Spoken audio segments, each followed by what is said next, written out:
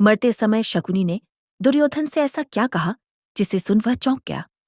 महाभारत में शकुनी का चरित्र जितना रहस्यमयी है उतना महत्वपूर्ण भी है। शकुनी, जिसने अपनी चालाकी, अपने षड्यंत्र, अपनी बुद्धि और प्रतिशोध की भावना से पूरे कुरुवंश को भस्म कर दिया। उसके जीवन का अंत भी एक गहरी सीख छोड़ जाता है। जब शकुनी महाभारत के युद्ध में अंततः भीम के हाथों मारा गया, उससे पहले उसने दुर्योधन से जो बात कही वे केवल अंतिम शब्द नहीं थे, बल्कि ऐसे व्यक्ति की स्वीकारोक्ति थी जिसने अपने जीवन का उद्देश्य केवल बदला माना था। कुरुक्षेत्र की भूमि पर रक्त की नदी बह रही थी। आकाश में सूर्य अस्त होने को था। चारों ओर मृत्यु की गंध फैली हुई थी। महाभारत का युद्ध अब अपने अंतिम पलों में था। कौरव सेना टूट चुकी थी। भीम ने अधिकांश योद्धाओं को मार डाला था। अब केवल कुछ योद्धा ही शेष बचे हुए थे। दुर्योधन, कृपाचार्य अश्वत्थामा और गंधार का राजा शकुनी।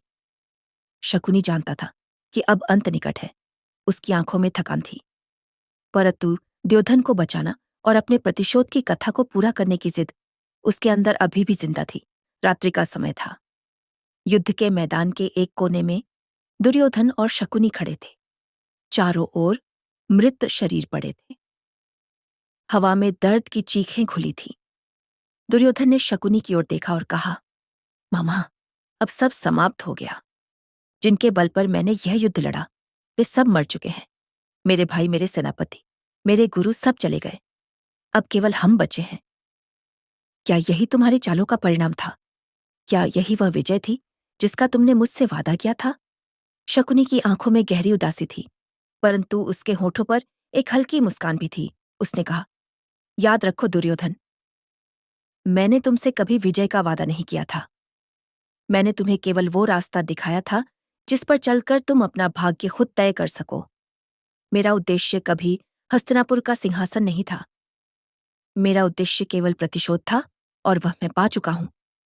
दुर्योधन ने क्रोधित स्वर में कहा,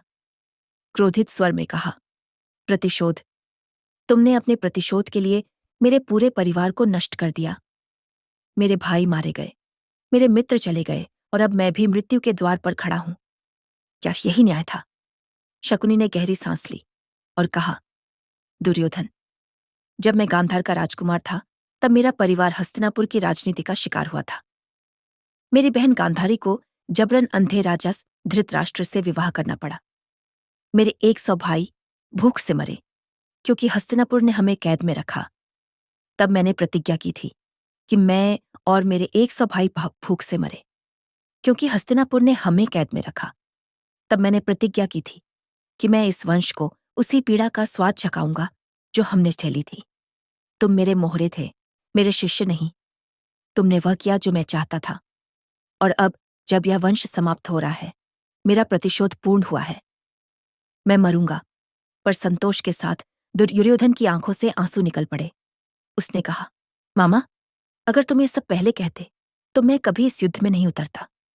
मैं 3:25 पांडवों से द्वेष रखता था, पर मैं अपने कुल के नाश की कामना नहीं करता था। शकुनी ने धीरे से कहा, दुर्योधन, तुमने स्वयं उस द्वेष को सींचा जो मैंने तुम्हारे भीतर बोया था। तुमने ही अपने क्रोध को अपना गुरु बना लिया। मैंने तो केवल तुम्हारे मन के उस अंधेरे को दिशा दी। तुम राजा थे पर तुमने कभी धर्म का अर्थ नहीं समझा। जब तुमने द्रौपदी के चिरहरण का आदेश दिया, तब से ही विनाश का आरंभ हो गया था। मैं तुम्हारे कानों में बस फूंक मारता रहा, पर निर्णय हमेशा तुम्हारे थे। अब तुम मुझ पर दोष लगा सकते हो, पर सत्य यह है कि तुम्हारे कर्मों ने तुम्हें यहां लाकर खड़ा किया है। थोड़ी देर दोनों मौन रहे।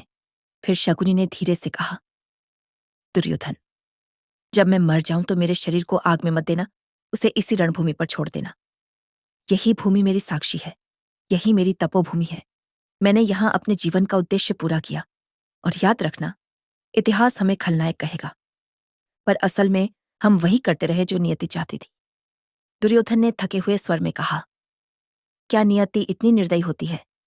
मामा, शकुनी ने कहा, हाँ दुर्योधन, नियति से कोई नहीं बचता। कृष्ण भी नहीं, मैं भी नहीं, और तुम भी नहीं। हर व्यक्ति इस खेल का एक मोहरा है। मैंने पासे फेंके, पर पासे भी मेरे हाथों में किसी अदृश्य शक्ति से चल रहे थे। आज सोचो, अगर मैं नहीं होता तो क्या तुम वही दुर्योधन होते जो दुनिया जानती है? नहीं, मैं वो छाया था जो तुम्हारे भीतर के अहंकार को जीवित रखती थी। और अब जब वह अहंकार मरा है, मैं भी मरने जा रहा हूं। यही इस कथा का अंत है।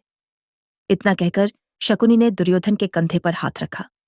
उसकी आंखों में अब कोई छल नहीं था, केवल थकान और संतोष था। उसने धीरे से कहा, अब तुम जाओ, अपने अंतिम युद्ध की तैयारी करो।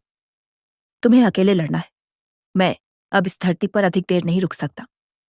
सुबह जब युद्ध आरंभ हुआ, भीम ने शकुनी को चुनौती दी। शकुनी जानता था कि उसका अंत निश्चित है, पर उसने रणभूमि में कदम रखा। भीम ने अपने गद्दा प्रहार से शकुनी को घायल किया।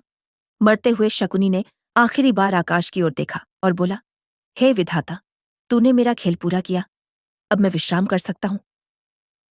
दुर्योधन दूर खड़ा था। उसने शकुनी को मरते देखा। उसकी आंखों से फिर आंसू बह निकले। वो समझ गया था कि उसका मामा केवल एक व्यक्ति नहीं था, बल्कि एक विचार था। वो विचार जो बदले की आग में जलकर सब कुछ भस्म कर देता है। तो मित्रों, आपकी शकुनी के बारे में क्या राय है? आप अपनी राय हमें कमेंट बॉक्स में लिखकर बता सकते हैं।